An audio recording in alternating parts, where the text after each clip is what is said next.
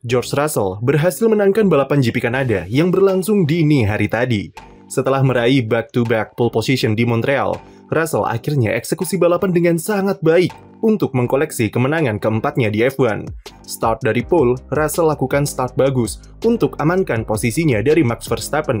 Sempat ditempel ketat selama 5 lap pertama, tapi degradasi ban Red Bull yang cukup tinggi dengan ban medium memaksa Verstappen untuk mundur perlahan sampai dia harus pit stop lebih awal.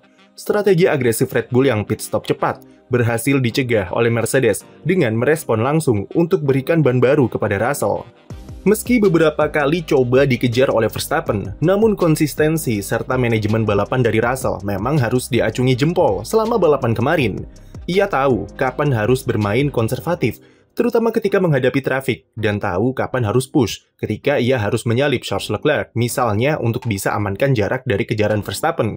GP Kanada adalah salah satu balapan terbaik Russell setelah GP Las Vegas, karena ia bisa konversi pole menjadi kemenangan, dan praktis nyaris tidak tersentuh sepanjang akhir pekan, dengan penampilannya yang solid sejak latihan bebas. Sempat ada drama sedikit setelah balapan karena Red Bull ajukan protes kepada FIA soal kemenangan Russell.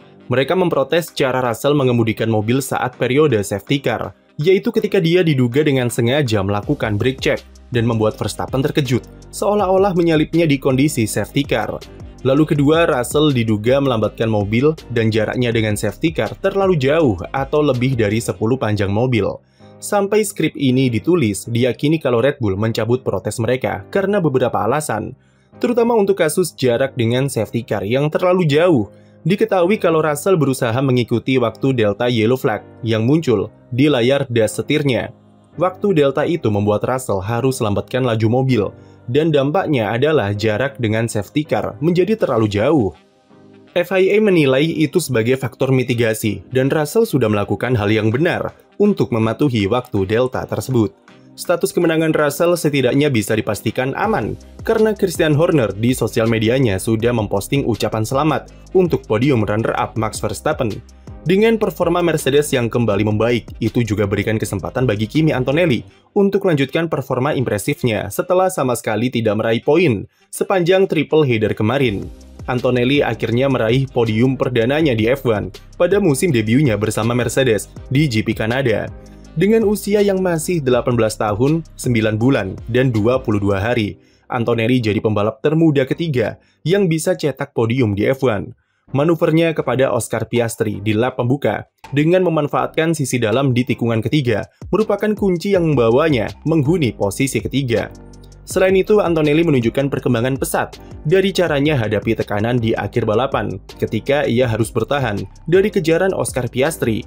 Pembalap Italia ini tampil tanpa buat kesalahan dan memanfaatkan traffic back marker dengan sangat baik untuk lolos dari kejaran McLaren.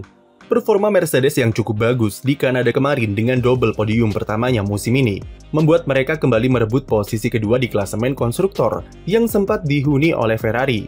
Meskipun Mercedes sendiri masih belum 100% yakin dengan potensi yang ada di W16, mengingat GP Kanada selalu jadi sirkuit di mana mereka sangat kuat di sana. Tapi tidak salah kalau Kanada bisa lagi-lagi menjadi momentum kebangkitan Mercedes di seri-seri Eropa setelah ini. Drama lain di GP Kanada adalah duo McLaren yang saling terlibat kontak di fase akhir balapan. Oscar Piastri dan Lando Norris diberikan strategi yang berbeda oleh McLaren, yang membuat keduanya bisa saling berduel di 10 lap terakhir race. Norris yang memiliki ban hard 2 lap lebih segar mencoba mengejar Piastri yang notabene adalah rival utamanya dalam perebutan juara dunia. Norris terus-menerus menguntit pembalap Australia tersebut di zona DRS, tapi ia tidak mampu lakukan manuver karena traksi Piastri saat keluar hairpin yang sangat bagus. Sampai akhirnya pada lap ke-66, Norris memberanikan diri luncurkan manuver dive bomb di hairpin untuk salip Piastri. Keduanya kemudian terlibat duel wheel-to-wheel sepanjang lurusan, dengan Piastri di sisi dalam yang mampu mempertahankan posisinya di zona pengereman siken terakhir.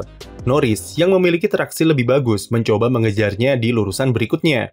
Berniat mengincar sisi dalam, Norris salah perhitungan dan malah menyenggol ban belakang mobil rekan setimnya itu, yang berakibat pada dirinya yang hilang kendali dan menabrak tembok.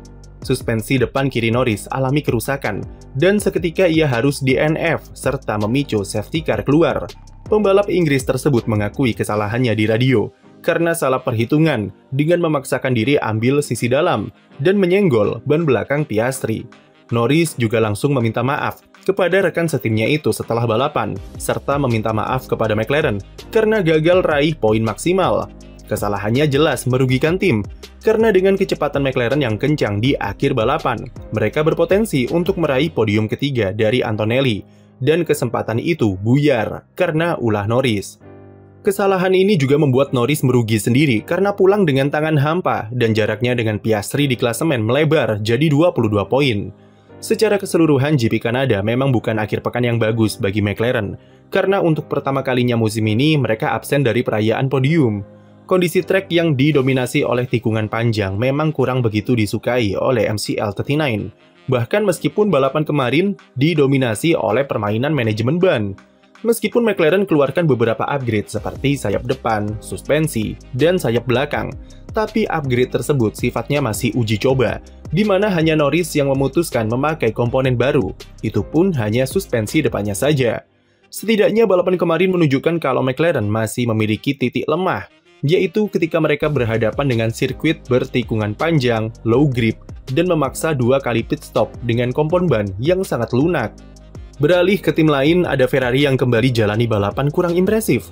Strategi mereka patut dipertanyakan karena komunikasi yang kurang rapi antara Charles Leclerc dengan race engineer-nya. Strategi Leclerc awalnya menjanjikan karena dia memakai ban hard di stint pembuka, yang membuatnya punya beberapa opsi di pertengahan balapan. Leclerc yang ingin coba satu stop karena merasa masih bisa golong dengan ban hard, berlawanan dengan inisiatif tim yang tetap ingin lakukan strategi 2 kali pit stop. Tapi anehnya adalah Leclerc malah diberikan ban hard lagi untuk stint keduanya, yang bertujuan untuk memberikannya keuntungan di akhir balapan dengan medium. Keputusan itu sempat diprotes oleh Leclerc, yang akhirnya terbukti di akhir balapan, di mana ban mediumnya tidak bekerja sesuai harapan, dan ia tak mampu mengejar Lando Norris karena stay out terlalu lama di stint kedua. Lewis Hamilton juga lagi-lagi jalani balapan yang hampa, dengan cuma finish di posisi ke-6. Terhalang trafik setelah pit stop dan kerusakan floor karena menabrak berang-berang disinyalir jadi penyebab utama yang merusak balapan Hamilton. Lalu pindah ke tim lain, ada Fernando Alonso yang sukses kembali koleksi poin bagi Aston Martin dengan finish di urutan ke-7. Meski sempat kesulitan di stint kedua karena trafik serta top speed Aston Martin yang tidak begitu bagus, tapi eksekusi Alonso di stint terakhir membuatnya berhasil amankan 6 poin tambahan di klasemen yang sangat berharga. Aston Martin berhasil naik 1 posisi di klasemen konstruktor melompati tim Sauber. Sauber sendiri sebenarnya juga tidak buruk-buruk amat karena Nico Hülkenberg yang kembali finish di barisan 10 besar. Hülkenberg mendapat tambahan 4 poin dengan selesaikan balapan di urutan ke-8. Manuvernya di lap pembuka dengan salib Colapinto serta Albon membuat posisinya sepanjang balapan sangat diuntungkan dan strategi tim bisa dieksekusi dengan mulus. Poin ke-9 dihuni oleh Esteban Ocon yang berhasil persembahkan poin bagi Haas yang merayakan balapan ke-200 mereka. Ocon lancarkan strategi ugal-ugalan dengan 1 kali pit stop dan memakai ban hard sejak start selama 57 putaran. Strategi itu berhasil dan membuatnya bisa berada di posisi top 10 untuk beri tambahan 2 poin bagi Haas. Strategi yang sama juga diterapkan oleh Carlos Sainz yang mengkoleksi 1 poin terakhir di GP Kanada kemarin. Jadi apa momen favorit kalian selama race dini hari tadi? Coba tulis di komentar, dan jangan lupa beri like dan subscribe untuk konten F1 lainnya.